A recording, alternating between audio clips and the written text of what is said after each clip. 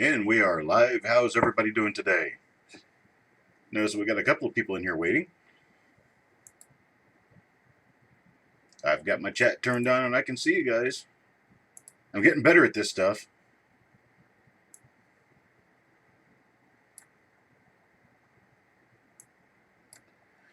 Alright, today what we've got is this 1958D roll of Lincoln cents from the Seattle branch of the Federal Reserve Bank of San Francisco.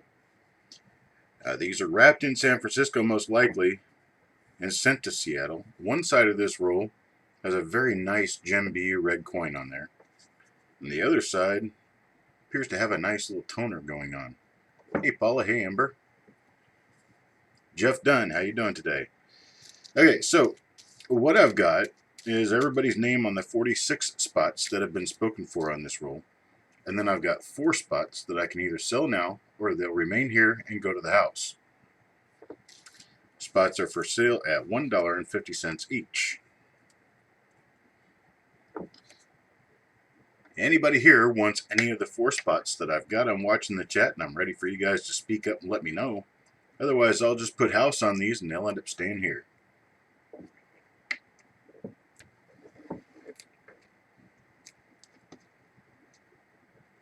Steven says he'll take them. Thank you, Steven.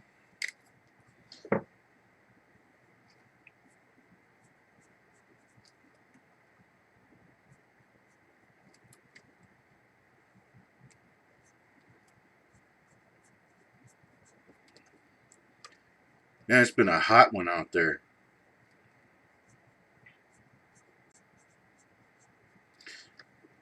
The Raleigh-Durham Airport recorded a high temperature of 100 degrees yesterday.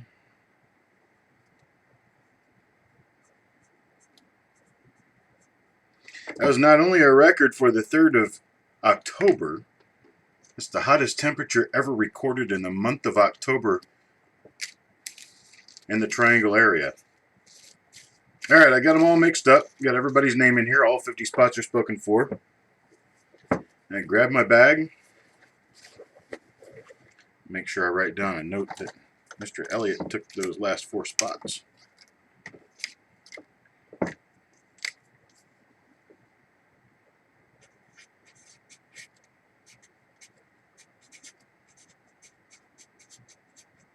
Okay. I forget stuff if I don't do it. I think it did follow me from Florida. Actually, Florida yesterday was almost 20 degrees cooler than here. Just ridiculous. But while it's 94 degrees outside today, we're expecting a high of 72 tomorrow. That cold front's going to move through here and we're going to get a lot better. Alright, let's see what we got here. I got my scope ready. It's all in. Got the roll ready. Got the bag ready. I got the flips ready. Ready to go. Now, for those of you watching, just in case you were wondering why I'm not wearing gloves, once again, I have washed my hands very thoroughly with antibacterial soap right before starting this. I do not like wearing gloves because it takes away my tactile ability to handle the coins well. So instead, I dry my hands out really well with a good soap. Thus, I don't put any kind of fingerprints on your coins. Alright, here we go. I got it picked open. I always start this direction. The coin to my far left will be coin number 1. The coin to my far right will be coin number 50. That's assuming that there are 50 coins in the roll. Hello, Mr. Harmon. You got here just in time to see the first coin come out. Turn my bag right side up here. Go ahead and fold it down a couple of times and give myself a good handhold here. Alright, I'll set the bag over here. I'll reach in and grab a name. Good luck, everybody. Hi, Blues. First one belongs to D. Harmon. Mr. Harmon got here just in time to see. Oh, he got the toner. He got the toner roll-in coin. Let's see what's on it. And get it focused real quick. There we go.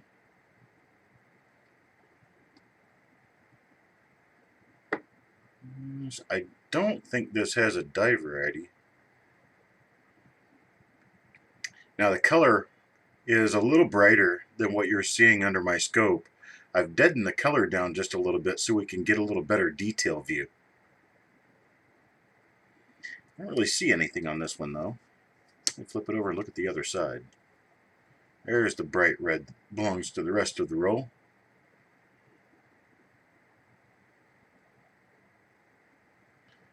No doubling on that side. Now, in 1958D, I would not necessarily expect to see any doubling on the reverse. But the obverse may have a minor double die or two. There we go. D. Harmon belongs to coin number 1. Next, pull out of the bag. Rich H. Rich gets coin number 2. This is a nice BU coin. This coin looks about like the other end of the roll, which means that these could turn out to be really nice coins in this roll. Okay, I see a little bit of fuzz from the paper wrapper, but I don't see anything going on as for doubling. Now what I look for especially on 1958D is the mint mark, of course. Then I look at the top of the 9 and the 5 for doubling up there. And then I'll look over here at usually the bottom of the B is where you'll see doubling over here. It'll be like an extra piece on the bottom of the B. And then I look at the motto to see if there's any extra thickness or any kind of doubling there. Then I look at the eye for a doubled eyelid. And then I'll flip it over and look for the very typical things that you usually look for on the reverse. I'll look in the center for any possibility of doubling there. And then I'll look at the E pluribus unum to see if there's any extra thickness. If there's not really anything there, then we don't really have anything. But a nice clean BU coin. And there's coin number 2 for Rich.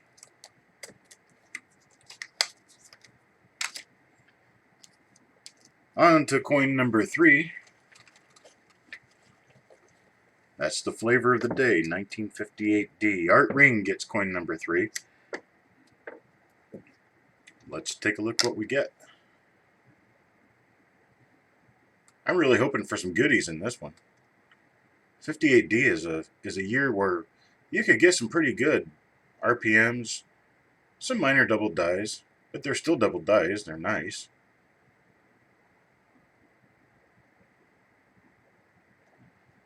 And there's always a chance I could find something that I missed on this pass through when I go back through them after the broadcast, which I'm getting backed up on these things. I've got all the 60 Ds from the other day plus the 49 Ds from last night to get through. Didn't see anything special on that one, but Art does get a nice Gem BU coin. Because I don't have any glasses on right now. Maybe I should put glasses on so I can see the coins a little better, but they certainly look really nice. Glasses.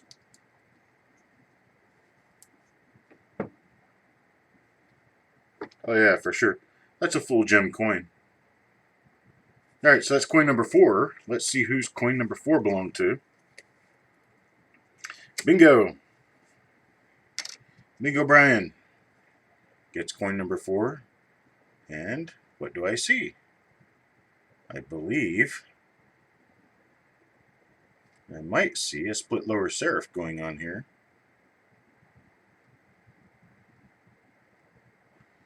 Take this out of studio mode so I can see more of what I'm looking at. There we go. Screen's a little bigger now on my part.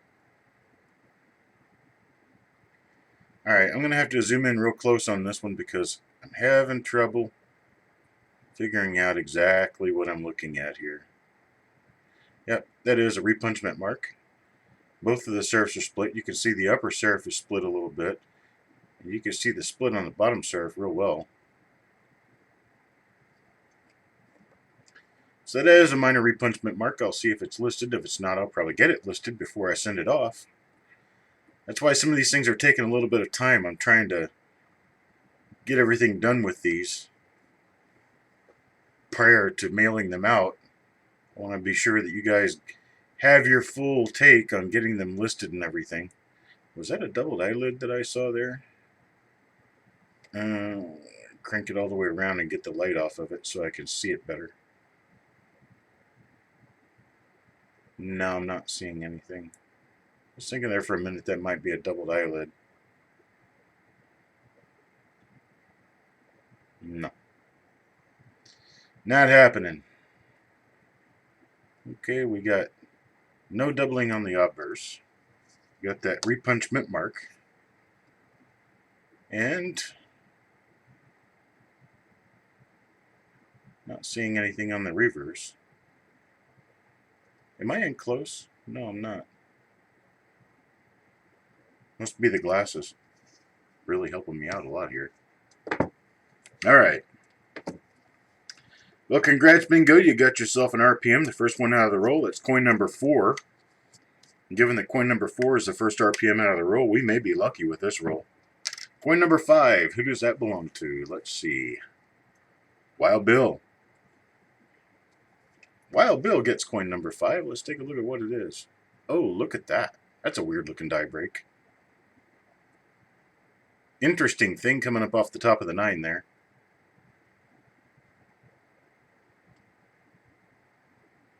Let me scoot the coin over just a little bit so I get a little better control over what I'm doing here. Let's see. Don't see anything on the date or mint mark here. Except that funny looking little horn coming off the top of the 9. That'd be a nice marker if it's anything else.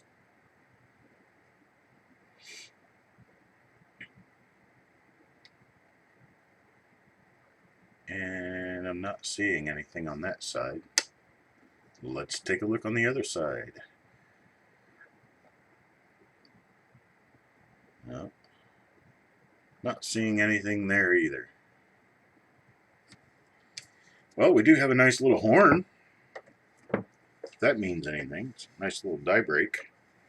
Take a look at this coin up close here. Wow. If I didn't know better myself, I'd call that a solid MS66 red. That is a nice coin. There are a lot of really nice ones in this roll. And that's coin number 5. Let's draw out for coin number 6 and see what happens.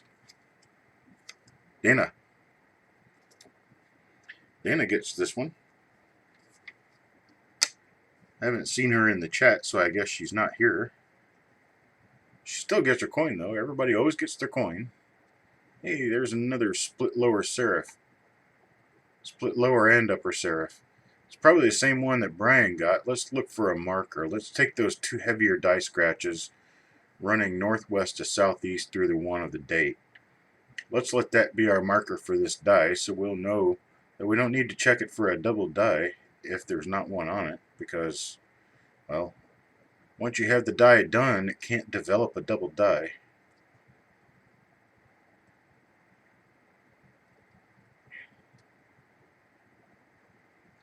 Not seeing anything else on this one, on the obverse anyway. Well, let's flip it over and see what happened on the reverse.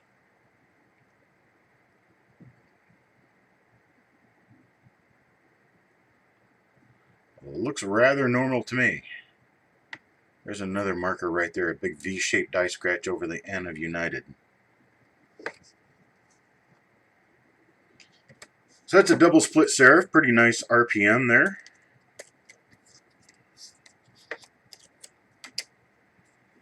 Now we have coin number 7, which will belong to, it's all mixed up really nice, Art Ring.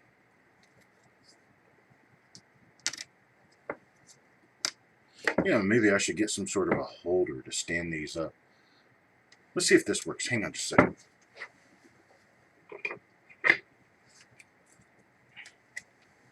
I got this nifty little holder for, how does that work? It's a little too tilted. No, it needs to be back here. That'll work. I'm going to make it face the camera. There. How about that? Does that work? Oh, I don't have my live chat on. Sorry, folks. You guys probably been saying stuff to me and I haven't put on live chat yet. Let me pop it out here real quick. Okay. Yeah, if you guys said something and I missed it, I now have live chat on and I am paying attention. Okay. That's coin number 7, belongs to Art Ring. Let's take a look at it. Now, you'll see some 1958 58D coins slabbed as a 58/7 with a Breen number. And Breen, back in the day, probably in the 70s at some point, decided that he had found 1958D in 1958 Lincoln cents with a 7 underneath the 8. And he listed it in his book. Since then, it's been established that these were just die scratches on the master die scratches. And they exist on probably a fourth, if not more than a fourth, of all 1958 Lincoln cents. So, with that having been known at this point, we've got a bunch of Anex slabs out there of 1958 Lincoln cents showing that it's an 8/7 that doesn't really exist. Bill Betts gets coin number 8. Coin number 8 belongs to Bill Betts. Let's take a look at what we've got here. Well, there's another split upper and lower, and there's the 2 die scratches next to the 1. So we've already got this die established, and it appears to be, so far, the only repunch mint mark that we found so far on this die, or on this in this roll. Let's see what this is. Is that a? It's a scratch in the coin. All right. We already know there's no double die on this side, or shouldn't be. But I don't like to leave any stone unturned. As I'm going along the lakeshore looking for crawdads, I want to look under all the rocks. I used to fish out crawdads, and my grandpa and I'd take them out in a boat and go fishing with them. I remember one time I fished out a whole cooler full of styrofoam cooler full of crawdads. Put a little bit of lake water in it. I had probably 15 or 20 crawdads there, and the problem was coin number 9 will belong to Bill Betts. The problem was I did not realize that I needed to put weight on the lid of the cooler. So those crawdads spent overnight in a cooler with no weight on it. They got out. This is a different die. This is a split both serifs, but it appears to be a different die. Yeah, got up in the morning and got ready to go fishing at 5:30 in the morning. This is a different die, definitely. See those heavy die scratches running through God? We didn't have that on that last one. Gosh, light, come on. Agree with me. That's why I look at these upside down. Yeah, there's heavy die scratches up in there. But there are crawdads running all around downstairs in the basement. So I had to shuffle through a dark house at 5:30 in the morning, picking up crawdads, getting pinched, so I'd have bait to go fishing. Interesting morning.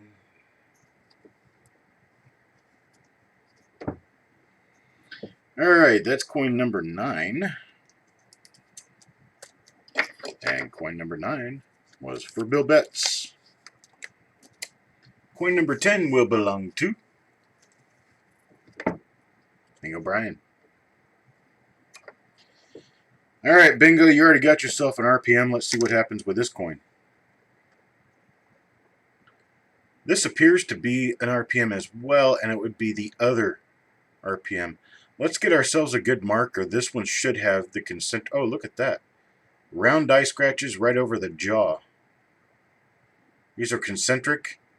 You have to turn it just right to see it, but you can see it there from the ear to the jaw and the cheek.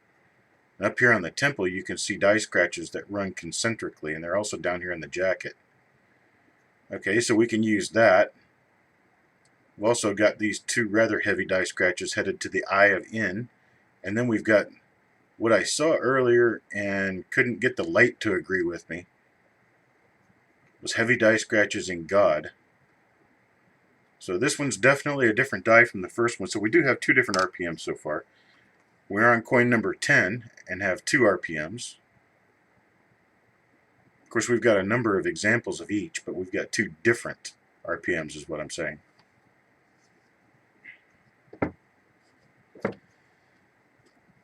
I was Grandpa's little fisherman. I've been fishing in a boat on the lake for, well, a little better than 40 years now. 45 years.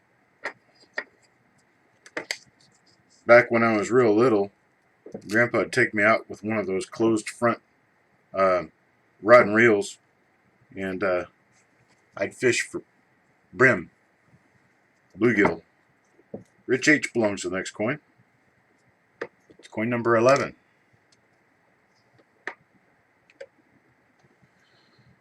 Another double repunchment mark, and this is the one with the 2 heavier die scratches.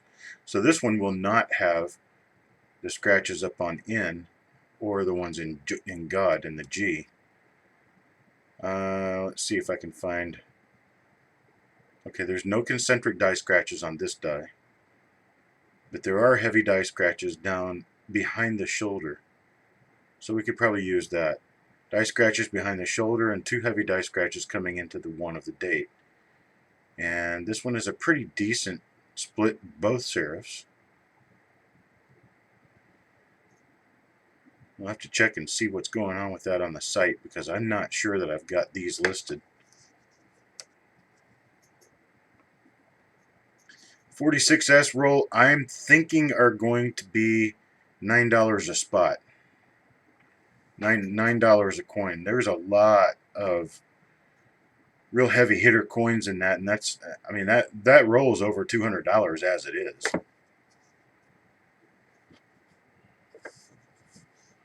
I do have a fingerprint on the reverse of this coin, but the obverse is nice and clean. Decent RPM. And that's coin number 11 belonging to Rich H. Coin number 12 will be Bingo. This one goes to Bingo. This is for you, buddy. And we have another repunchment mark. Take a look at that. That's another one of that same die with the 2 heavy die scratches coming into the one of the date. Got a gash on that one. What else did I say? Oh yeah, there were heavy die scratches behind the shoulder, right back there. So yeah, for sure. Well, hello, Wild Bill. Oh, you're the one who asked. I didn't notice your name. I think I'm going to go $9 on the spots on the 46S.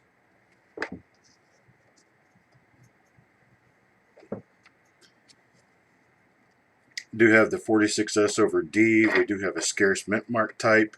We do have inverted mint marks. We have RPMs. We have double dies. All kinds of stuff on 46S to be looking for. And this is a sealed bank roll. Let's see what we got next. Dana. Dana gets coin number 13. Lucky number 13. What do we come out with? Yep. That's one of those ones with a big, I'm going to call it a booger off the 9. It's a big die break. So what I've seen of this so far does not appear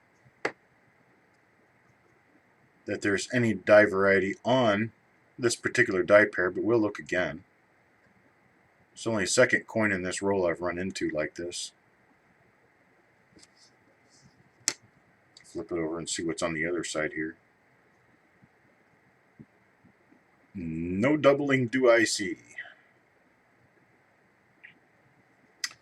Okay, pull that off.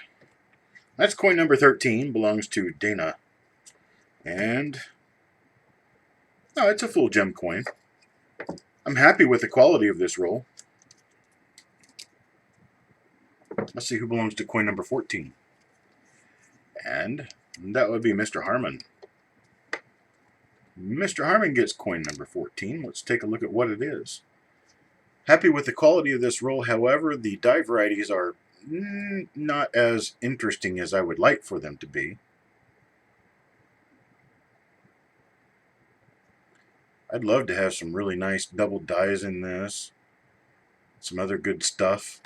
Repunchment marks, maybe discover the first 1958D double die reverse.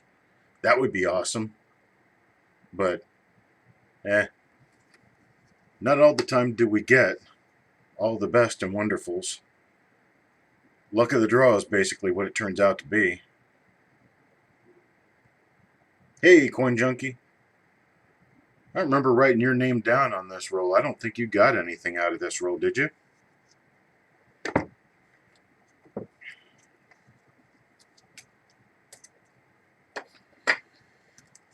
Coin number 14 to Mr. Harmon. Coin number 15 will belong to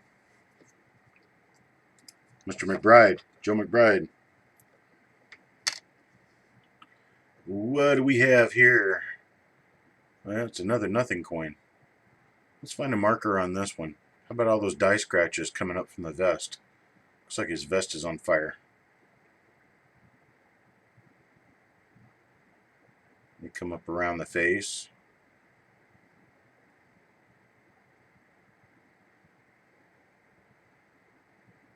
What do we got on here?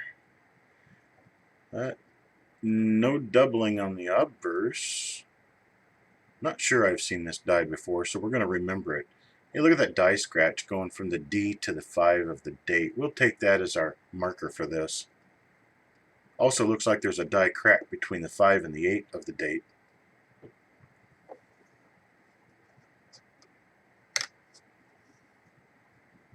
Yeah, that 49D roll was sweet, wasn't it? I'm seeing your message well, Bill. Thank you.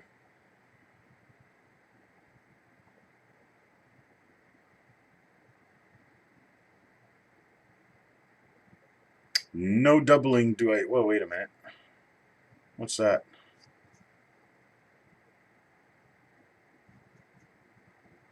What am I seeing there? Is there anything that follows it up? I don't see a follow-up for it, so it must be something odd. Let's zoom in on that and see what's going on here.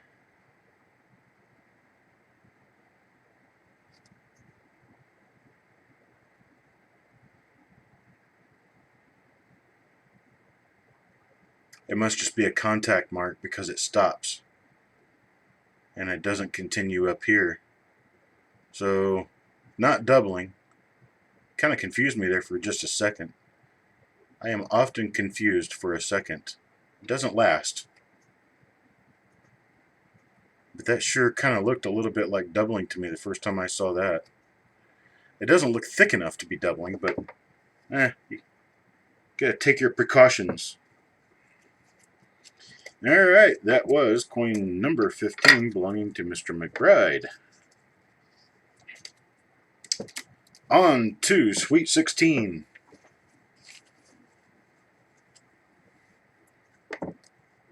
Rich H gets a coin. Sweet 16. Let's see if this is a die variety. Let's see if I can put these in focus. That might help a little, huh?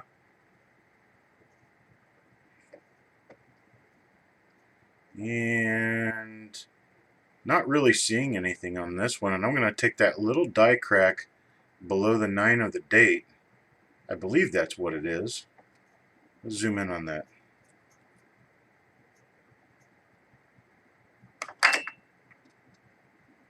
That's what it is. It's a little die crack on the bottom of the 9 of the date.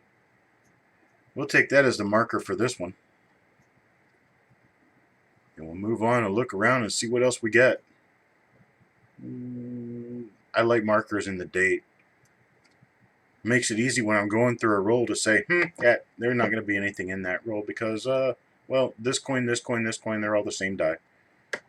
Or, the one I really like is when you find a fantastic repunchment mark or a fantastic double die reverse. And it's like with the 83 double die reverse, there's a lot of die scratches on the obverse. And you're going through the obverses and you see this particular pattern of die scratches that you can memorize. And you see it on a 1983 and you know what you've got on the other side of the coin. Alright, so we got nothing on this one, except a little die crack coming off the bottom of the 9 of the date. I know the drill. Send an invoice, I'll do it. Alright, that was coin number 16. How about coin number 17? Mr. McBride. Mr. McBride gets this one. Let's see if we can find him something better on this one. Looking for those RPMs that we started to roll off with. It seemed like we were getting a lot of them there.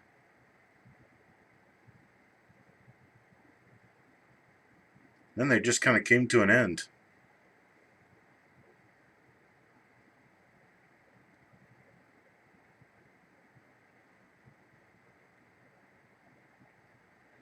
These rolls were likely rolled from the same bag. Rudy, how you doing, buddy? I'll get you 4 spots. Let's see. Let me make sure I write these down. Sorry, folks. Small intermission of 20 seconds or so. Oops.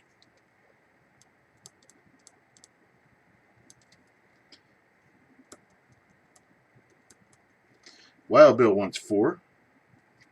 Rudy wants 4. So that's 8 spots gone for the 46S roll that I have not even started to advertise yet. This is the 1946S roll. There's a nice toner on one end. A nice coin on the other end. They appear to be they're toned down a little bit, as I would expect from a coin that's been exposed to the air for 73 years.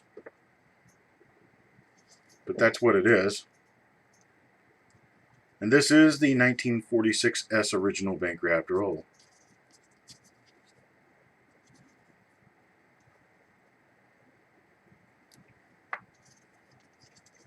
And it's in a nickel tube for safekeeping.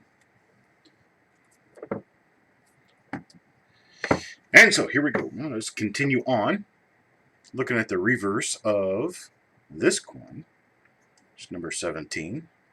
Don't see anything on the reverse.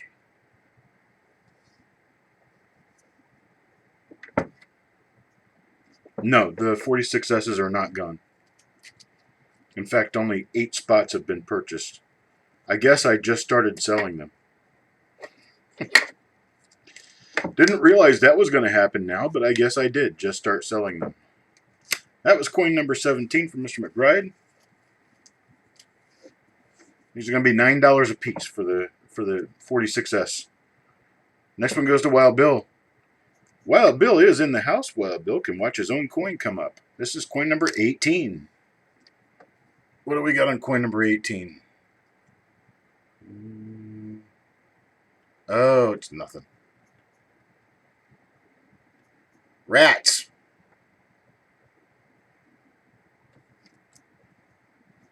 Check the eye on this. I gotta make sure I'm checking the eye on these things. Keep me reminded. Check the eye on the dies that we haven't seen before or don't know whether we've seen before. We need to be checking that eye because there are doubled eyelids for the 1958D. Okay, there's nothing else on this coin. That is coin number 18. Wild Bill. There we go. Coin number 19 will belong to... Oh, I grabbed 2 of them. There we go. Joe McBride. Joe McBride gets coin number 19. Let's see what's on coin number 19. Hey, repunchment mark. I like it.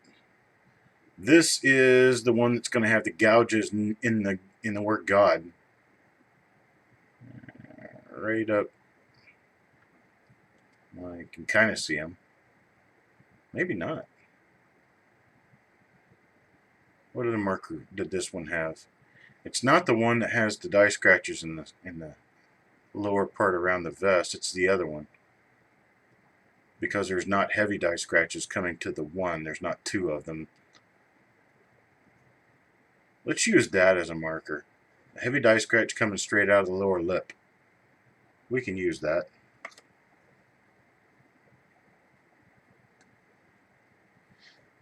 Okay, I'll go ahead and describe it because, I mean, that's actually a good question. This does have those. But they're not in God this time. They're over in trust. This may be a different die that we haven't seen yet. So I'm just going to take that die scratch coming out of the lower lip as our marker for this new, possibly new, double split serif repunchment mark. And we'll look at the reverse and see what's on there. Okay, for matting, is that matting or maddling? Matting. My eyeballs don't quite work all the time. What I do with these is I get original bank wrapped rolls that I pay dearly for, to be able to get rolls that are definitely sealed, and then I go through them live on camera just as you're seeing. And I sell the coins in the roll prior to opening the roll.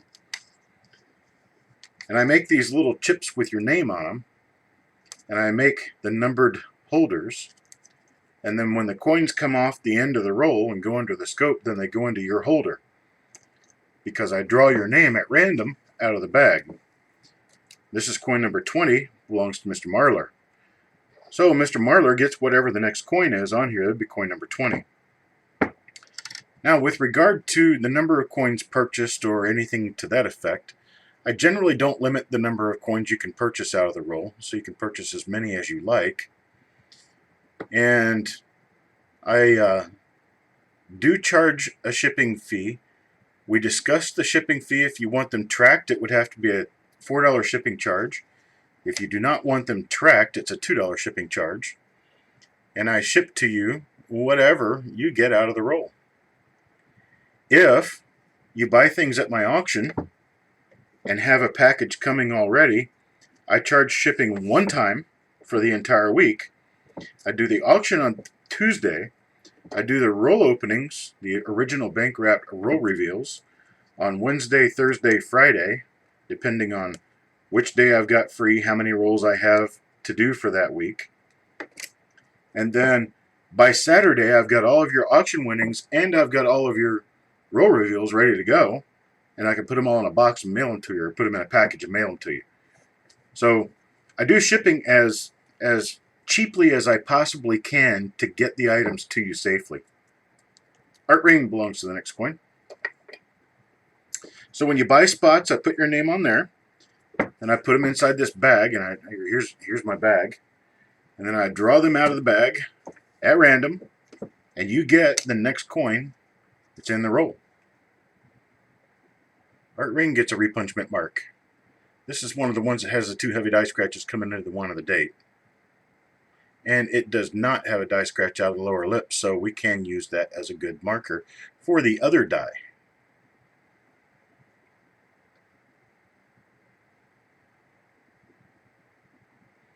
Sometimes I get nervous when people aren't saying anything, and I'm kind of wondering whether or not they actually see me.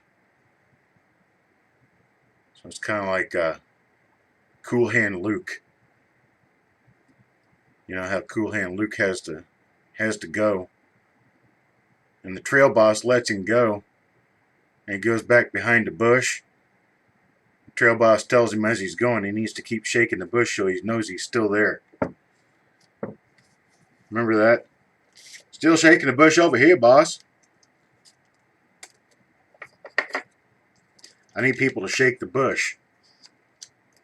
Jason says he sees me. Thank you. Next coin on the list. Oh, you didn't interrupt anything. Art Ring. Gotta have something to say while I'm doing this, otherwise I don't say anything and it becomes dead air.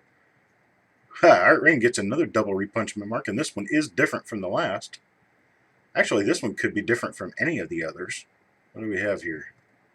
We don't have... Oh, look at that. We got a big concentric die scratch running through the rim above God and we and trust. Big concentric die scratch there. Concentric meaning going in a circle. And you can see that there is that die scratch on the inner rim right there. Big one. Is it a doubled eyelid too? Maybe, maybe not. No. No doubling in the eyelid area. No doubling on Liberty. Do have a die crack running up into the vest. There's a die crack running from the rim up into the vest. Or up into the lapel. This is the lapel area. So it's a die crack running up into the lapel. And it is a double split serif. It's a pretty nice one. Screenshot, Penny Parent.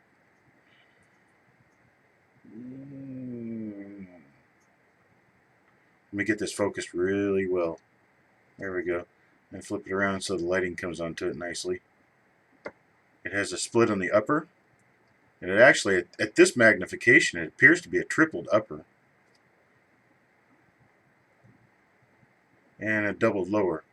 This looks almost like number 6, but I doubt it's number 6. I think number 6 has more doubling to the eastern side of the lower part of the mint mark. But you can see now the upper, you can see it shining in the reflection of the 9. It appears to almost be a triple. That's cute. Yeah, that is strange. Well, we're only at coin number 22 right now. We're not halfway through yet. And this coin, once again, is a nice BU coin. You know, we haven't seen into this particular die yet, so let's be sure that we check it for a double die reverse.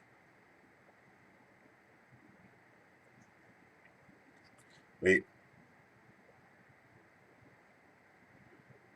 Mama got on to me when she was looking through one of my videos, and I went through a couple of coins without the thing in focus.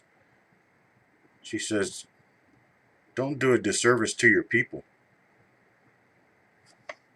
They have better eyes than you do, so make sure you're doing your job. I said, yes'm, I will. There we go, Art. Who belongs to the next one? Wild Bill. Mr. Elliott, I'm sure I've got your name in here 4 times, because I know I put it in here. There's 1, 2, 3.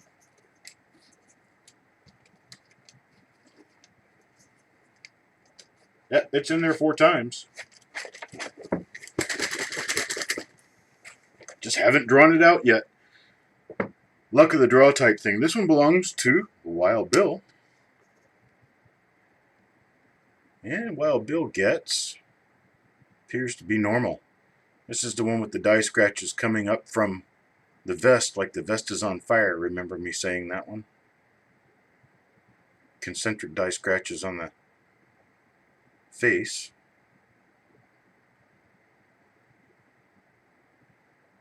No other doubling on the coin do I see.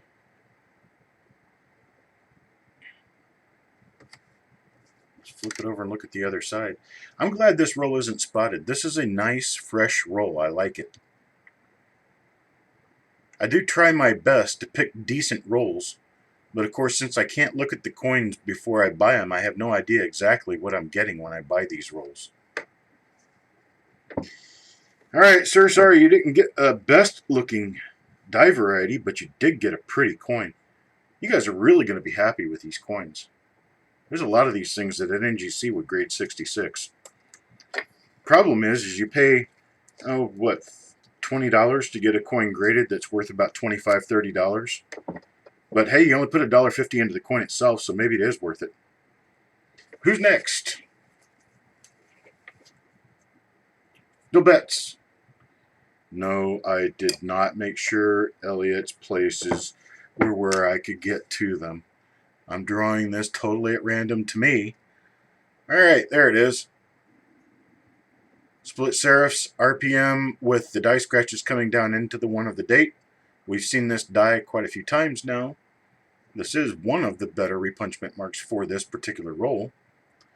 There's no other doubling on the obverse. There should not be any doubling on the reverse, simply because we've seen this die pair come through here quite a few times now. And I would have already done my happy Snoopy dance if there had been a double die on these. So we have a nice coin. It's really pretty. And it's a minor repunchment mark as well. I haven't come into anything real major, but we don't ever expect to. We hope to. Coin number 25. Now we're halfway through the roll. And Mr. Harmon. Mr. Harmon gets coin number 25. Let's see what it is.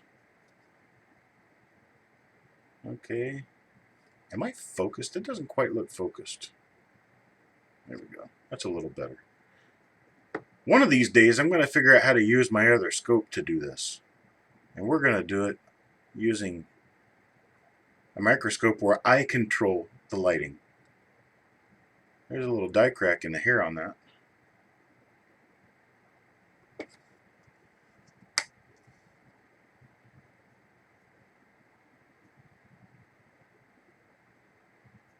Yeah, pretty nice. It's a nice coin, just doesn't really have anything on it.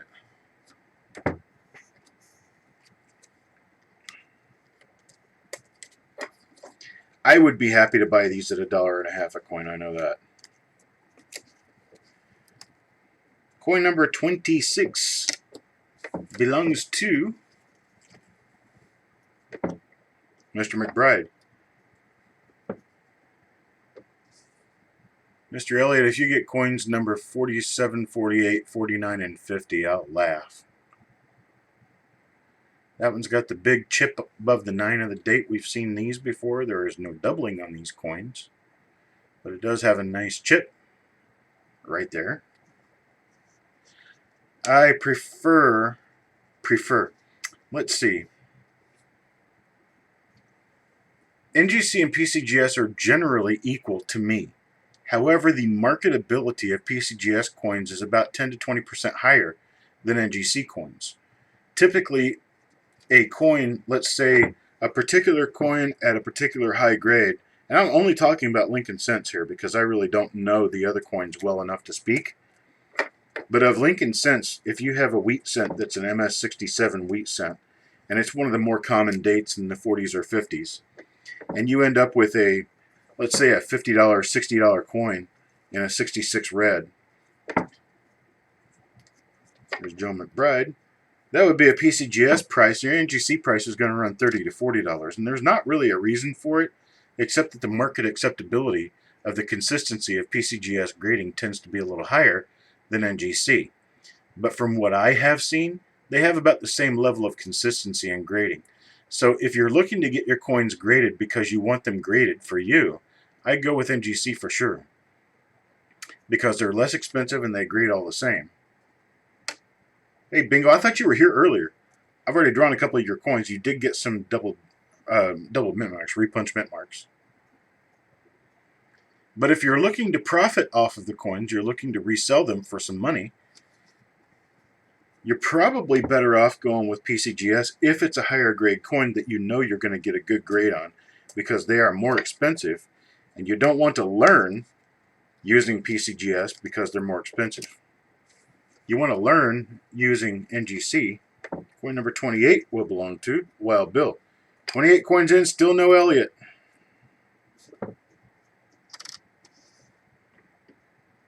And we have, is that a double mint mark? Is a repunch mint mark there? Not sure I'm seeing it. It doesn't look like it. Okay, so this is one of the normal ones.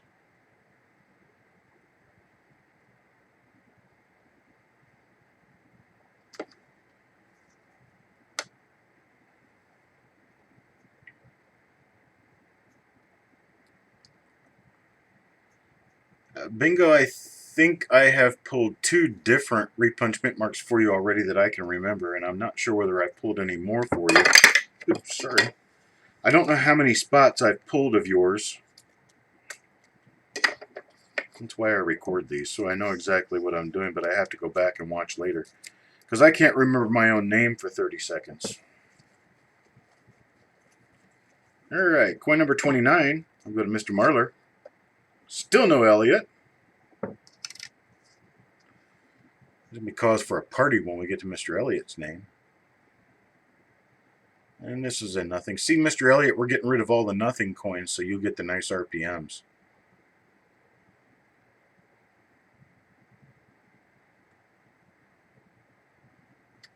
Nothing on that side.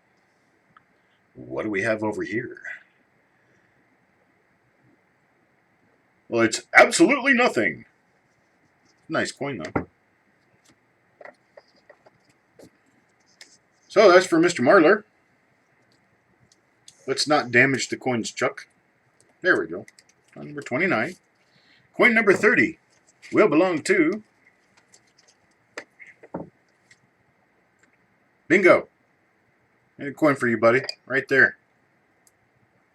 Let's see what we get out of coin number 30. And it is... Looks like a repunch mint mark. Maybe.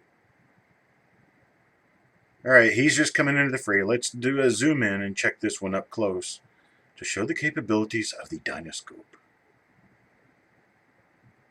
Move it over to the mint mark. See, little tiny split in the upper serif there.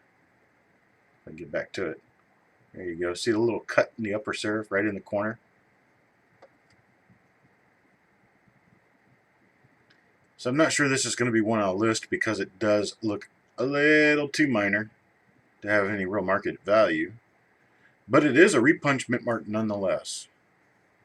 Let's see. We've got a little V of die scratches next to the one of the date. And let's see, do we have any other reliable markers? Heavy die scratches running north and south through Liberty. Yep.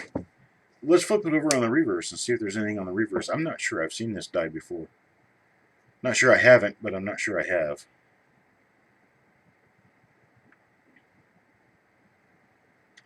Heavy die scratch through the M of Venom.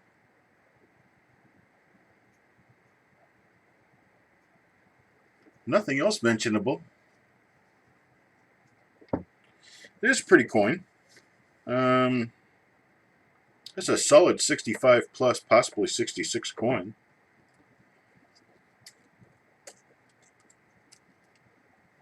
And that one belongs to Bingo Brian.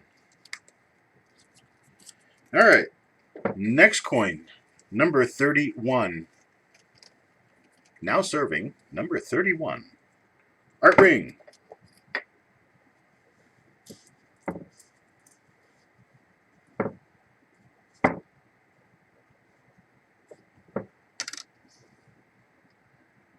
What'd you get, Art?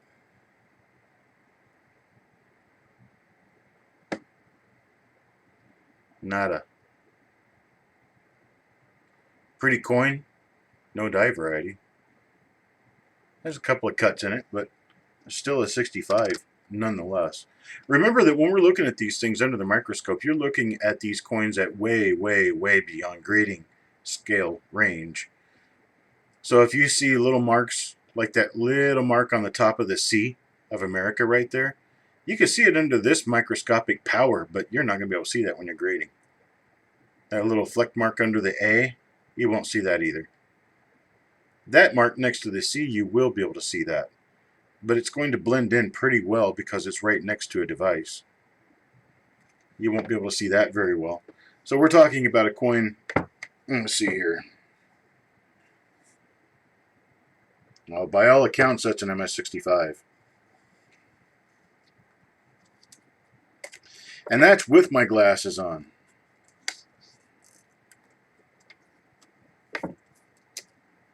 Next coin. Coin number 32. How many in can we get in 50 without pulling one of 4? Well, we've done it again. Art Ring gets this coin. Number 32. Double split serif. This is one of the nicer ones that's like the one we pulled not very long ago. And I think it's one of the dies that we had not seen before, but I can't remember exactly where my marker was for this. There is a nice die scratch above the head. Oh, this is that concentric die scratch above God We Trust. I remember that now.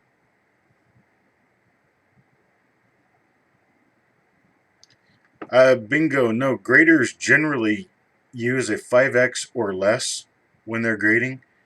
And if they need to look at something to see whether it's a struck through or coin damage or something to that effect, they'll probably go up to a 10x to determine what they've seen. But they don't use magnification to grade. I could grade this entire roll of coins just with my glasses on and be accurate at it. All right, there's coin number 32, belongs to Art Ring. Number 33 will go to Mr. Elliott. Successfully got 32 coins out of this roll without picking his name. What do we get? See, I told you I saved the RPMs for you. This is a nice repunchment mark. I'm not sure I've seen this one before. This one's got a nice crack in the bottom of the 9. In fact, I know I haven't seen this one. This is different. I'd like to go back and see how many coin different dies that we've got in this roll. Nice die crack in the hair. Yeah, Mr. Ring, you've got a few of them in this roll. There's a few pretty decent repunchment marks in here for you. Let's zoom in on this. We haven't seen this die yet. I'm relatively certain of this.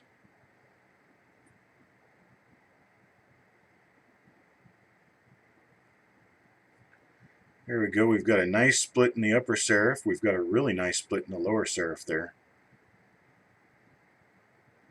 And we've got this huge little die crack break thing going on in the lower part of the 9.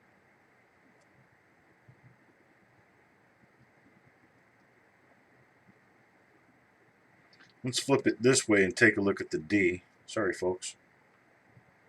All the way around. There we go. Now you can see the full tilt of the D. You can see two different vertical bars of a D. One belonging, let's see, the one that's angled inward. Let's talk about the inside one. That belongs to the lower upper serif, and it belongs to the lower serif that's moved farther over to the right. And then the other vertical bar, the one that tilts kind of right to left on your screen here, that one belongs to the outer lower serif and the upper inner serif. So you have two Ds that are together like this. And you can see that very well in this particular angle of lighting on this coin. Move it on around and see what else I can see here, if there's anything of... I see you can't see that so well here, but you can see the splits pretty well. So that'll tell you why this is not an 8/7-ish. But that'll tell you why when you go through a roll under a microscope, you need to twirl that coin around and take a look at different angles. I'm going to get this in focus here in just a second. There we go. Because those different angles are going to provide to you a better way of looking at the coins so that you see everything that's going on. Not a doubled eyelid, but a nice repunchment mark. Die cracks are raised on the coin because a die is like a sidewalk. If you put a crack in a sidewalk and mash mud down in the sidewalk and let it dry and then peel the mud up, that line that you'll have that filled in the crack on the sidewalk will be like a die crack on a coin. You'll end up with a die crack on your mud.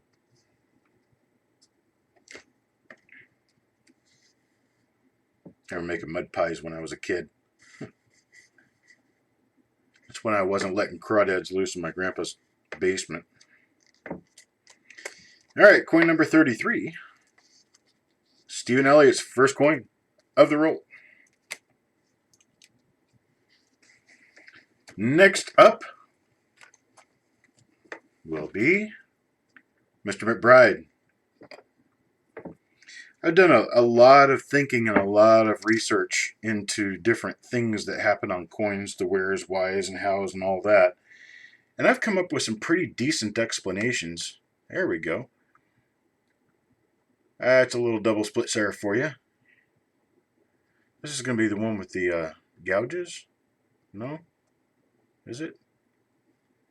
I don't know. I'll have to go back and attribute these later.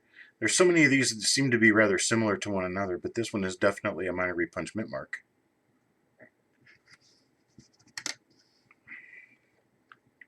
Let's see what we got going on in the reverse here. I've come up with a number of different ways of being able to explain to myself what I'm seeing so that it makes sense to me, and I just share that with everyone else. There's coin number 34 belonging to Mr. McBride. Coin number 35 will be... You're back. Hello, Penny Parent. Mr. Elliott again. Told you, all going to be clumped up together here. Let's see what he got.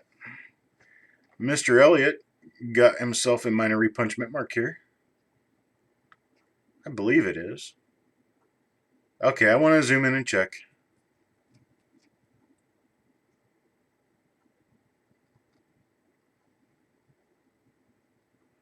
If it is, it's going to be on the lower serif more than the upper. Yeah, maybe not. It looked like it could be there, and it probably is. That's why it's a little bit fat and a little bit rounded on the corners. But man, that's just too minor to really do much of anything with.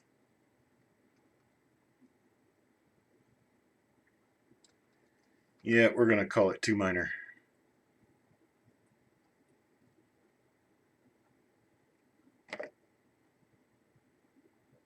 This could actually be the same die as the one I just picked out.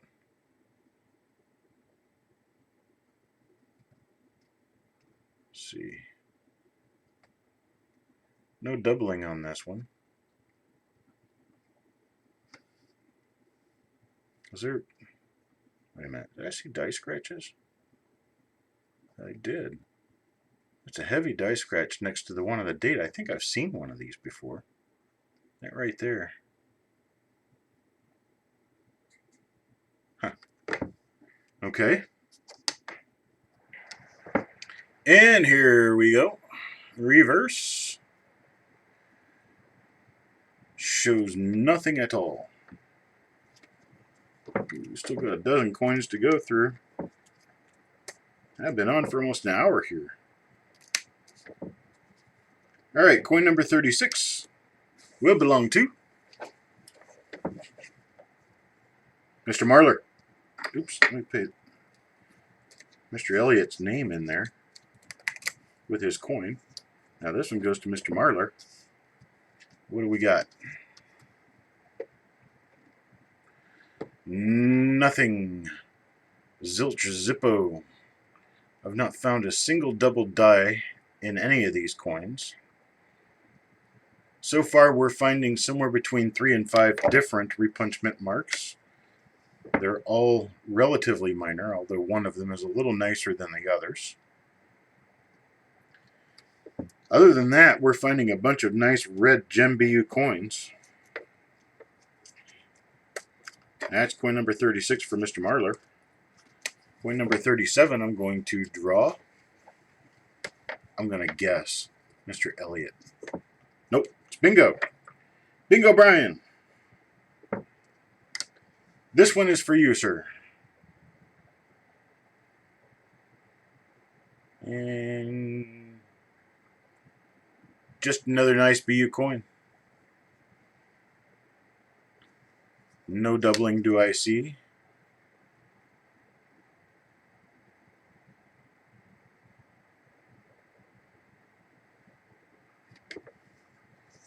But it is a nice coin. That's number 37. Coin number 38 will go to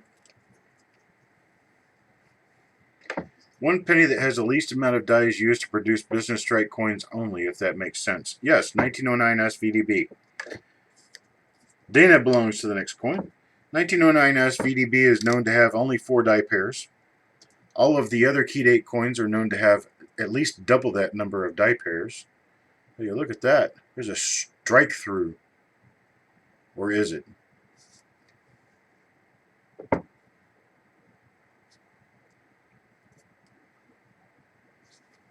Let me see. No. Looks like there's a little bit of moisture on the coin.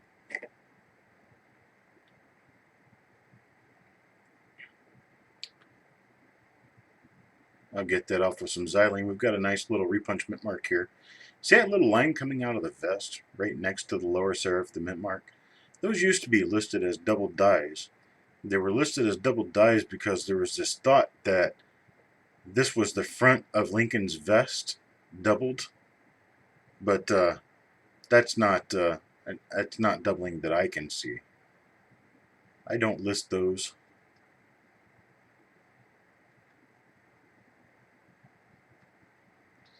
Where was I with the yeah, the only error was that it had a little bit of moisture on it. I'll have to get that off. It's probably from me talking.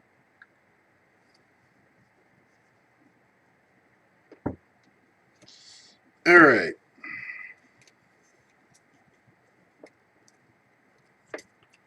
None of the other Lincoln cents are known to have any fewer than 5 or 6 different dies. And that would be like the 1931S. All right. Next coin belongs to Hello Cajun. Dana again. Oh, it's already on there. Let's see what Dana gets. Yeah, this is that one that I thought might be a minor repunchment mark, but it isn't.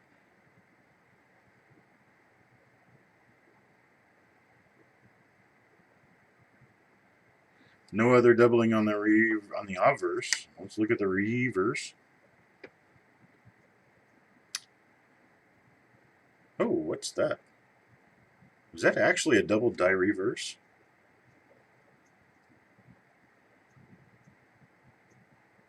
Let's see.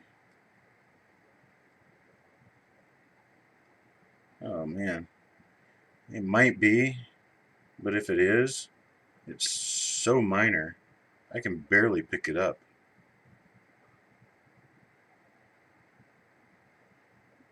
Yeah, it's going to be too minor. It's on the outside edge of these wheat lines up at the top. You can see just an extra outline around the edge of all of that. Kind of a soft outline. Let's see what else we've got going on down and around. Yeah, there's nothing. Nothing additional. Let's see if there's any doubling on this side. How do I need to get that lit to show them up? It would be this way. Yeah, nothing there. Too minor. But some of the now the Mint makes a report every year that tells you how many dies they used, and for some reason that's only accessible in person at the Mint that I know of. I don't know of anyone who's ever found it published. But if you go to the Mint, you can look at their reports because they are available to the public. They're just not published. And I believe someone told me one time there were 560 die pairs used for 1956 Lincoln cents. Well, that would probably mean well over 1,000 on more modern dates.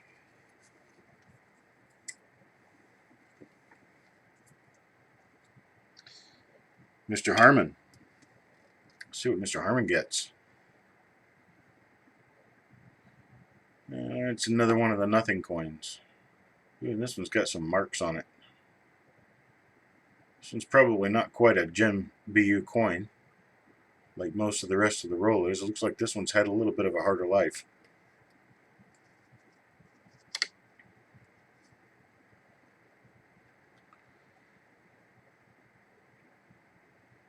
Cajun Coin Hunter, you can't get in on a roll today because all 50 spots are sold.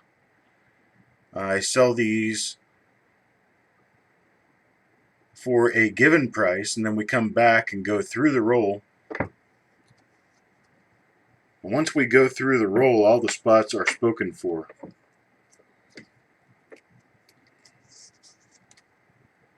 The next roll I'm doing is a 1963D roll. I'm doing it after the weekend. I think it's going to be Wednesday. And spots on that one, I can let go at 75 cents a piece. Alright, next one will belong to Mr. Betts. Mr. Betts gets this one.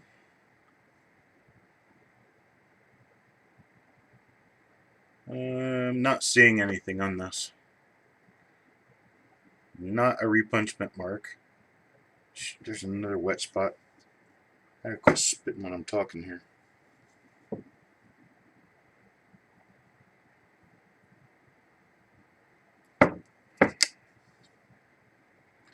Stick some Xylol on that and take that off.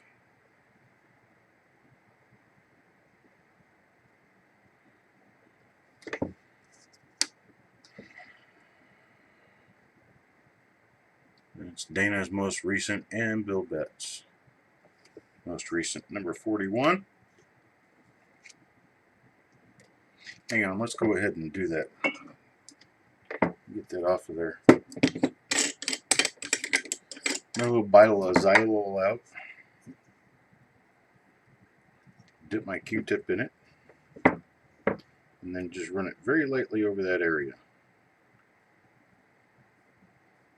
All it takes is once. All better.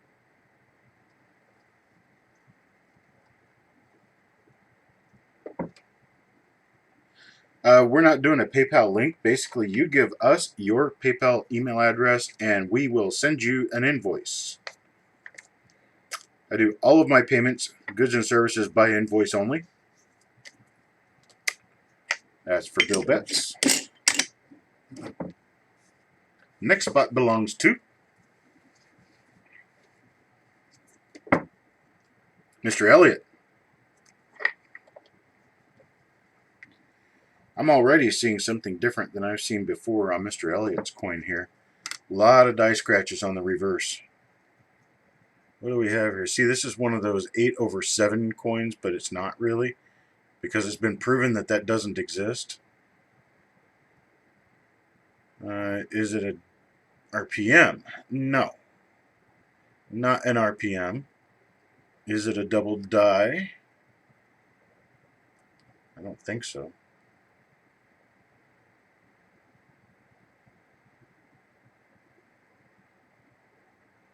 No, not a double die.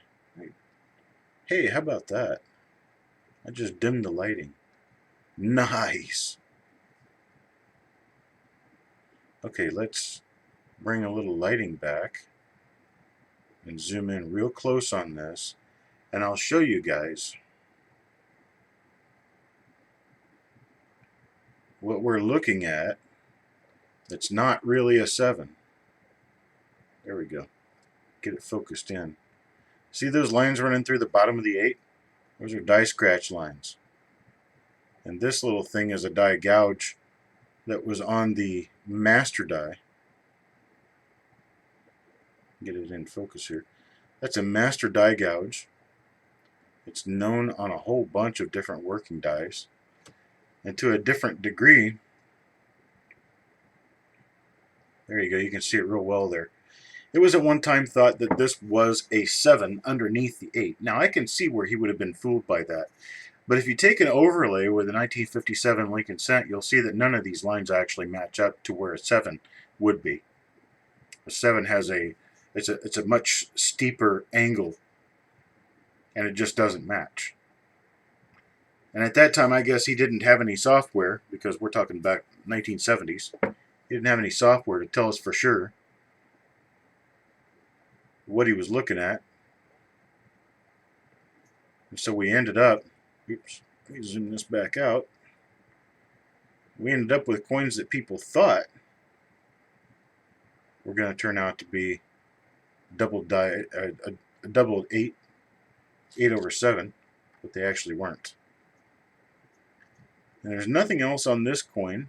There is a large die scratch under the Y, large concentric die scratch right behind the neck, and then the 8 over 7 effect. I call it the effect because it isn't really one. No super die cracks or anything like that. Now the reverse has a lot of die scratches. Die scratches everywhere. I have not seen this die yet. So this is the first one of these that I've managed to see.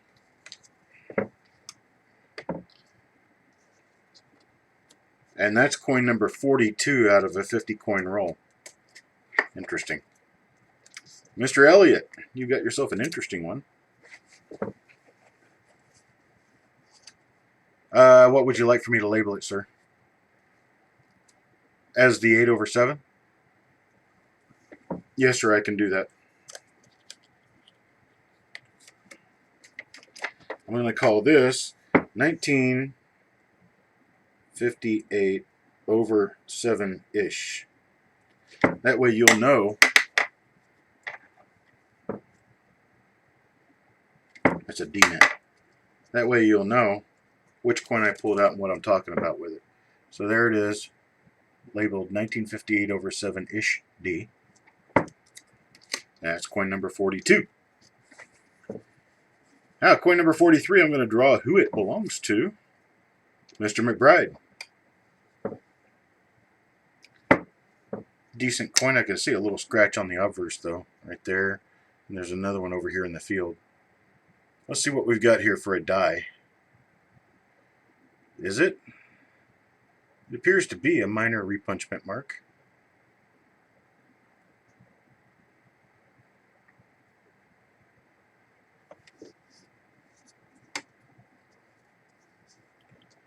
And on the reverse,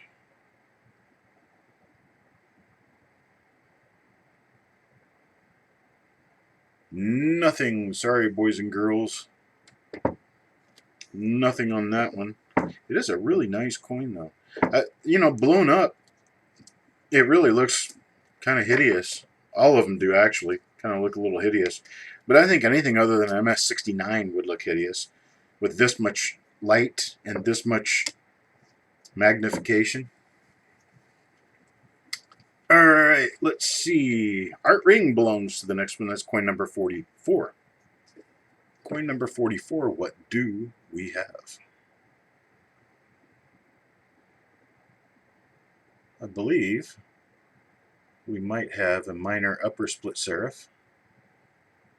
I think this is the one that I decided was an upper split serif, but it was too minor to list. Yeah, there's a little upper split serif going on there. There's no split on the lower serif that I can see. Let me see if I can focus up just a little bit.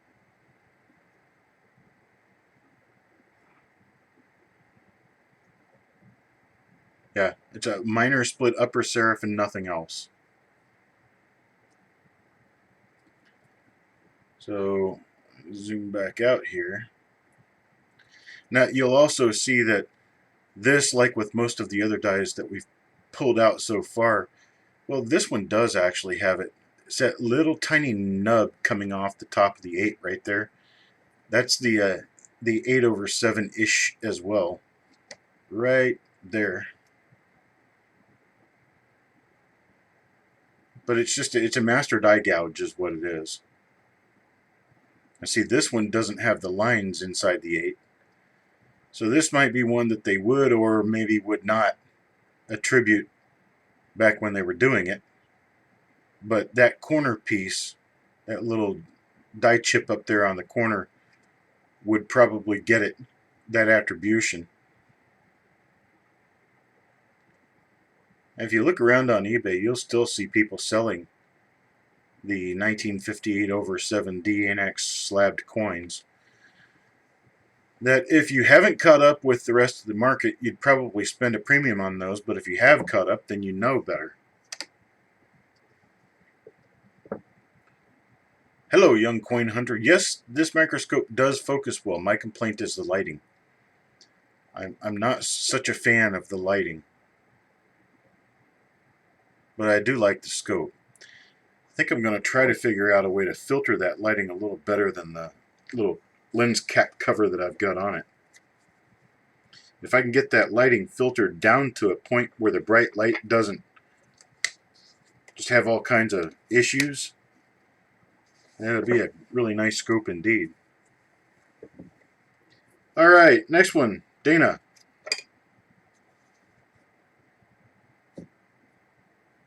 Nice Gem BU coin. See what we've got.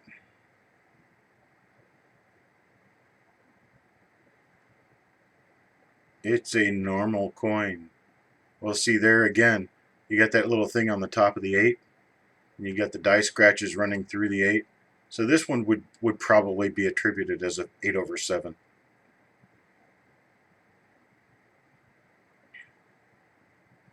But that was back in the old day. I think they know better than to do that now.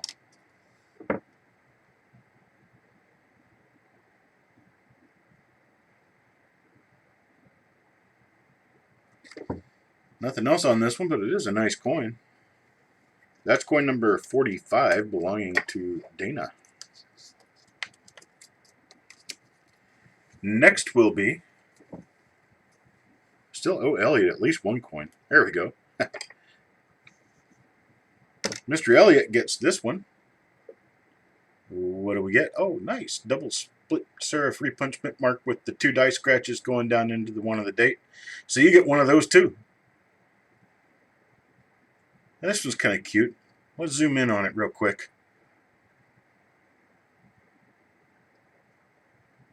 So we have an upper split serif, and we have a pretty nice lower split serif. So it's a double split serif. Zoom back out.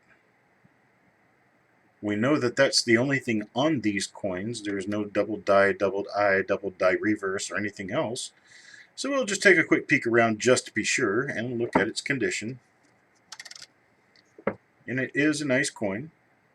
There's your V-shaped die scratch next to the N on United to ascertain for us that's what it is. And there's a little spot up there next to the upper left wheat. That little spot might affect a grade if it's a 6 or a 7. But as a 5, it's not going to affect the grade. This could actually be a 6 or a 7. That low. If you go over to the PCGS.com, or actually PCGS CoinFacts website, and start digging through some of the high-grade Lincoln cents, you'll see what they allow on MS67 and 68 coins, and you'll be surprised at how much you can find. Little black spots, little black flecks, and little issues. This one belongs to Art Ring. Little issues with the luster and whatnot. There's all kinds of stuff that they let pass. There's a minor double split serif with the 2 die scratches coming down to the one of the date, so this is another one of that same die.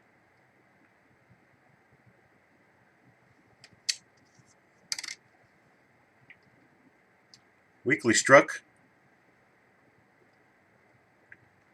I think that's the first, well, it's the first one I've actually noticed, but there's that V-shaped die scratch. That's the first one I've noticed without a complete O so far. Still a nice double split serif repunch mint mark. A nice, I call it a 66 grade. That's coin number 47, belonging to Mr. Ring. Coin number 48, I got 3 left. Mr. McBride. There There's coin number 48 for you. It's a lower split serif. Or maybe this is the die that I was calling too minor, because I don't really see much at all. Ooh, there's a nice little die scratch down there on the vest. It's a little die gouge. And then that's a scratch in the coin. Once again, for the people who just joined us and didn't see the last one, I want to go through this real quick. You can see that this is sunken into the coin simply because if you look at the T next to it, you'll see the left side is in shadow and the right side is in light. So the right side is angled toward the light. Well, if you look at the thing below the T, the left thing is angled toward the light, which means that that's sunken into the coin rather than raised on the coin. Now if you look down here, it's just the opposite. The light is toward the right and the sunken in thing is toward the left. So that means it's actually raised on the coin. So that's a die gouge. That was a cut in the die that transferred over to the coin. Hello, Ant. 2242. Ooh, I see a spot on the reverse. That's a spot that I can see just looking down at the coin. There's a little bit of an issue with that. It's kind of browning out just a little bit. It's not a bad coin, but it's not a full gem. No doubling on the reverse on this. So maybe if I show it to you like this, let's see, how close can I get? See that spot? You can see it there.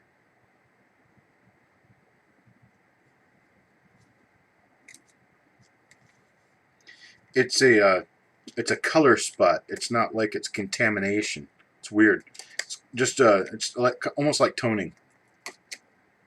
All right, coin number 49 has some of the same on it, I can see.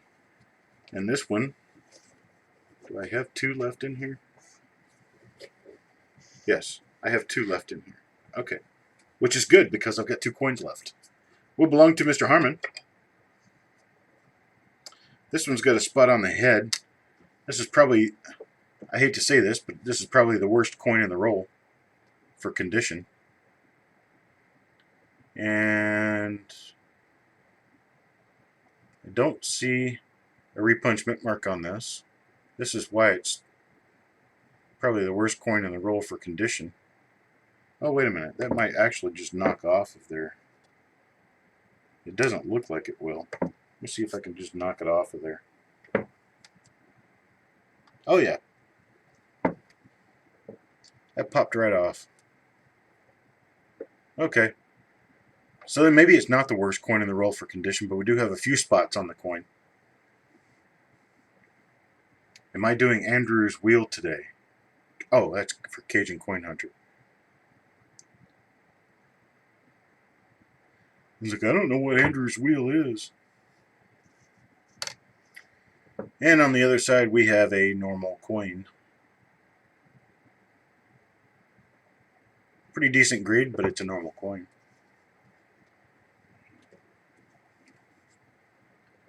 Oh, that obverse looks much nicer without that black spot in the middle of his head. I don't know what that was, but it came right off. And that's coin number 49, meaning that coin number 50 will belong to the only name I have left in the bag. If I can find where it is. There it is. And that will be Rich H. Oops. We put number 49's name in its spot, Mr. Harmon. And this is the roll end coin that I was saying was a nice gem. This is not the one that had the toning on it, but the other one, the other end. And it is a nice coin. However, it is not a die variety. You can see there's a little bit of dirt on this one.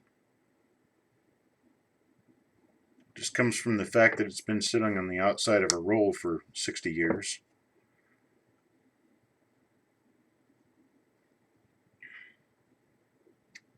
Nice coin, but nothing special about it. And that's coin number 50. That puts an end to this roll. Appreciate everyone watching. And that sums up this roll right here. We got all 50 coins spoken for. We've been through all 50 of them.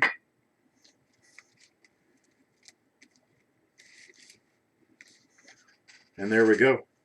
Questions, comments? Pull my glasses off because I have a better time seeing a computer screen without glasses on. See you, Cajun Coin Hunter. Now, Wednesday, I'll probably be doing another roll. In fact, I'll be doing the 63D on Wednesday.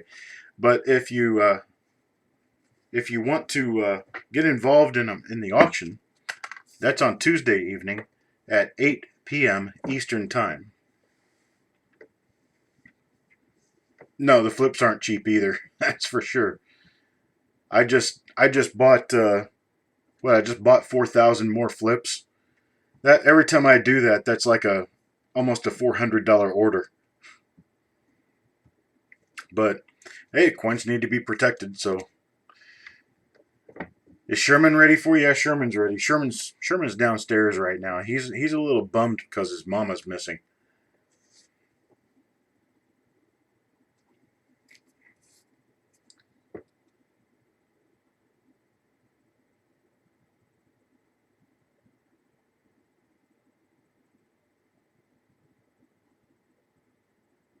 I think I'm pretty pleased with the outcome on this roll too, actually. Turned out pretty nice. Stephen Elliott wants 4 slots on the 46S. I will get you invoiced for those, sir. Thank you.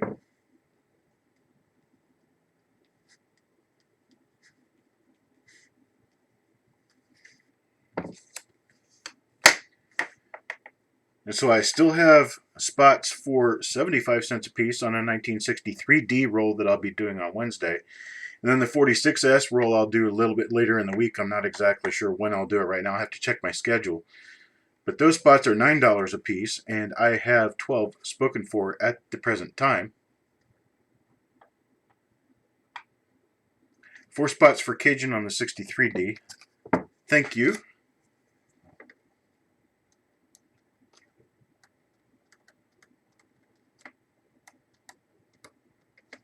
I'll make sure we've got his email address for the invoice. If he gave it to us, I didn't see it, but that means I'll just go back and find it.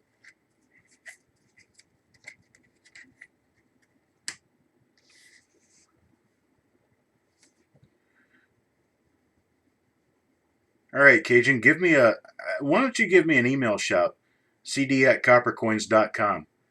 I would be interested in talking with you about that. I don't think the ones I get are Megrig. I don't think they're Guardhouse, but if Guardhouse does the same thing, I'm not opposed at all to saving money. 10 slots for you on which one, Bingo? Is that the 63D or the 46S?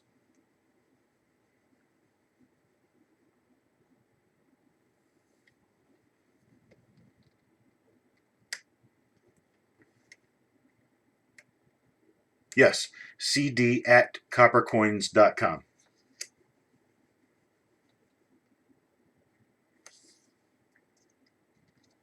And Bingo, I need to have you let me know which roll you're talking about, 1963D or 1946S.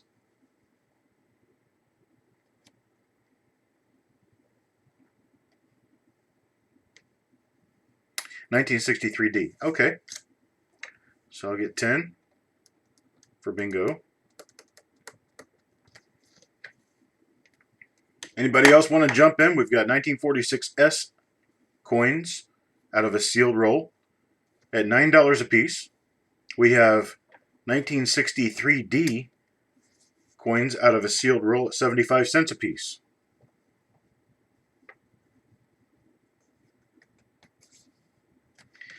Yes, there are only 12 spoken for. If you want 10 on the other one, that's going to be $90.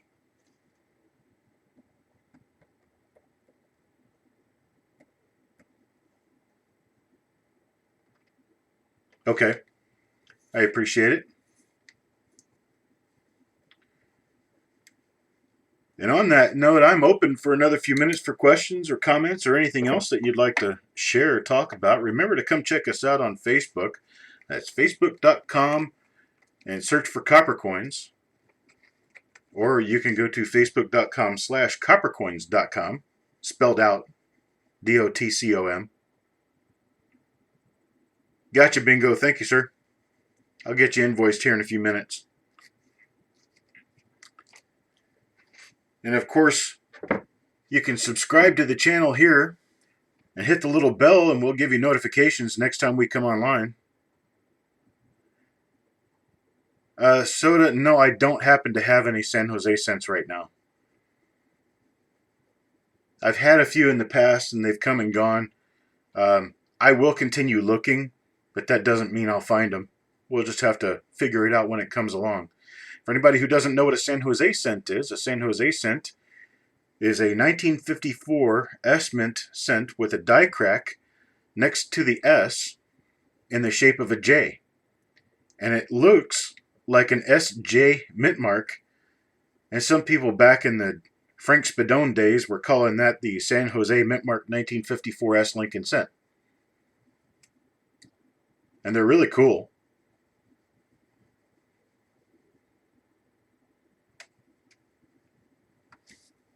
And I've had a few of them in the past, and I've found them here and there. I do have a number of 1954S rolls that I've not been through. That's something else I'd like to ask with people who are here right now. If I went through a tubed roll that I promised to you guys that I'd never been through, would you be interested in doing the same basic thing if it's not a bank wrapped roll? Only they would be a little less expensive. Because I've got a lot of nice uncirculated rolls. But I don't have as many bank wrapped rolls. They're a little more difficult to find. Actually, they're quite a bit more difficult to find. But I've got lots of boxes of tubed wheat scents that some of them are really, really nice. That I could go through. I may just try it. I may just try it and see. Because, I mean, these are coins I don't know what's in the rolls. I've never been through the rolls. I don't know anything about them. Most of them are taped shut. Most of them have been taped shut for a long time. Some of them I've poured it out just to check and make sure that it was a roll worth buying and scooped the coins right back in. I've never looked at any of them under a microscope. I've got 1943 SBU rolls like that. If anybody would be interested in buying a coin in an unsearched 1943 S roll. Thanks, Bingo. Hairdryer method. What's the hairdryer method? This will be interesting. Oh, that's to, no, not on, okay, I understand what you're saying. You're probably asking about rolls that I call the shrink to fit rolls. They're the plastic ones that they shrink as heat gets to them, and they end up grabbing the coins so that you can't get the coins out of the tube. No, I've not done that before. I found a lot of good stuff in tube rolls in the past too, and I don't really see any reason why a coin would have to be bank wrapped if people trust that I've not been through the roll and I know it's from a good source. Why would I want to ruin my own gig going here with bad rolls? You know, I want to make sure that I give you a good coin, good rolls. I might do a 43S roll just to see what happens. It'll be in another, it won't be next week, it'll be a following week.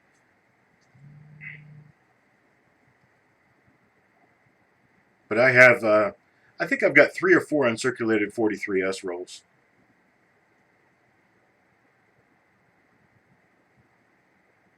I've got a whole bunch of other rolls. I've got other 58D rolls. I've got a bunch of 1956D rolls. We could do a 1956D that came out of a tube. And these, of course, are going to be rolls that I've not been through for any varieties. I have no idea what's inside of them. But the only way I can prove that is by having bank wrapped rolls. Bank wrapped is the only way I can prove I've not been through them. But if you guys would trust me to go through a tubed roll I've never been through before, I'll certainly pull it out and we'll work and see what we can do with it.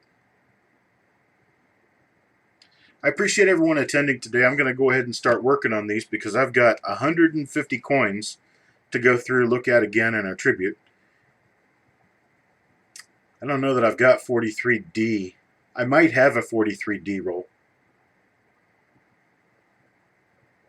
I've got, I know I've got 38S. I've got a bunch of DNS mint rolls in the late 40s. I don't know, we'll see what happens. But I appreciate everyone coming out today. And I'm glad to be able to provide decent coins at an inexpensive price to people.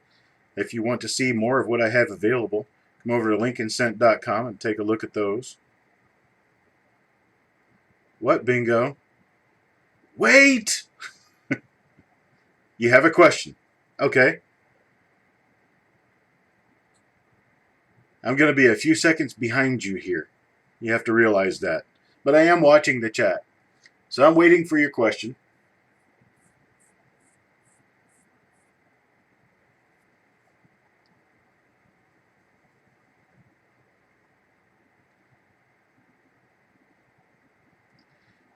Several tube rolls, but he can't get the coins out. So how do you get them out of there? It's like they're sealed and impossible for them to come out. Okay. I have never actually done this myself, but I have heard that on those rolls, now, wait, there's two different kinds. There's this kind of roll right here, which has, it looks like PVC with caps on the ends. With these, you can just take the cap off the end, and you can eventually, there's a little lip on the end. If you can get these caps off, there's a little lip on the end that you can cut. You can peel the roll away, because these are softer plastic. But the ones that are hard plastic and they shrunk around the coins, what I hear the best way to do is to get a hot knife, like a hot glue gun knife, or a wood burner, or a knife that you can heat over a stove or something. Get it really hot and score the tube going from the top to the bottom of the tube. So kind of like you would cut it in this direction, going down the tube, and do it in 4, 5, 6 places all the way around the tube. And then what I'm told is that you can tap it with a hammer and it'll fall apart. That's what I'm told. I've never done it myself, but I'm told that works. And that's my only answer for that, because it's, well, the only thing I've actually heard that works. CoinOp recommended a hairdryer. That could work. I'm not sure. If I knew anything about how to use that, I would certainly try it. In fact, I might just try it, because I've got a lot of rolls like that. Seems like in the late 50s and early 60s, there were a bunch of those rolls used. Okay, Art Ring says he leaves them on his dash for 20 minutes, and that works. That's very interesting. Especially today, it would probably work here because it's 95 degrees outside.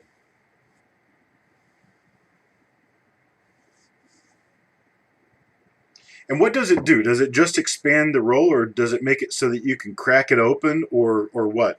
I mean, does it just expand the roll so that you can pour the coins out?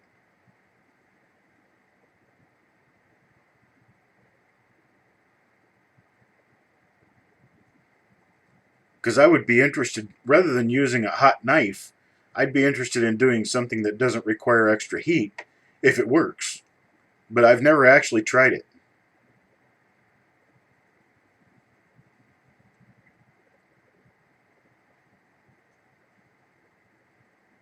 You're welcome, Bingo. I gave you the best answer I've got. I'm not sure it'll work.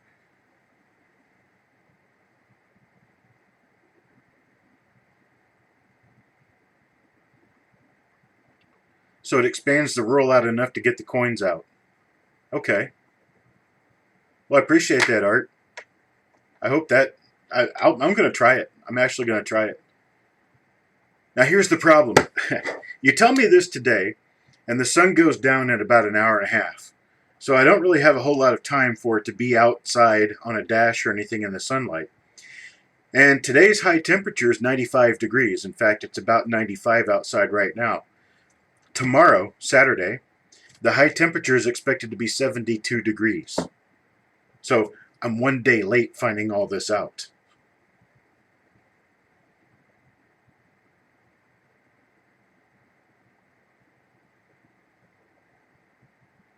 Okay, that makes sense, Bingo. Yeah, then take the advice that you're given with either scoring the tube or leaving it sit. I guess if you let's see, use a hairdryer, or if you're really careful, you could use an acetylene torch backed up enough that you're not going to burn the plastic. I kind of wonder what happens with the heat and the plastic and whether or not that leaches additional chemicals into the coins.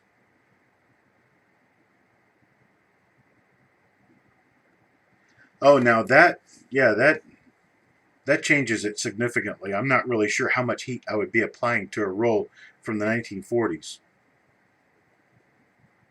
Scottsdale, Arizona, every day is 140 on your dash. I get that, and it's also really dry. You're a lucky person. I've heard about the freezer. I'm not sure if that works, though. I guess if Ken does it, it works. But I've heard that you could put them in the freezer, and I tried that, but I guess I didn't do it long enough. Um, I think Robert and I put a roll in the freezer for, I don't know, maybe 30 minutes, and it didn't seem to affect it at all. Then we tried boiling water and setting it kind of like a baby bottle. You set it down inside of a container that's full of boiling water. That didn't work. I'm thinking hairdryer is probably the best solution we've seen here so far.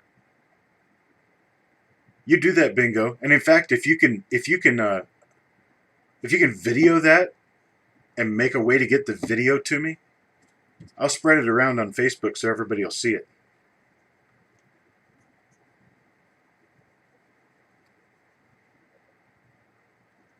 All right, folks, I'm going to go ahead and take off. I'm going to take care of these coins, feed the dog, feed myself,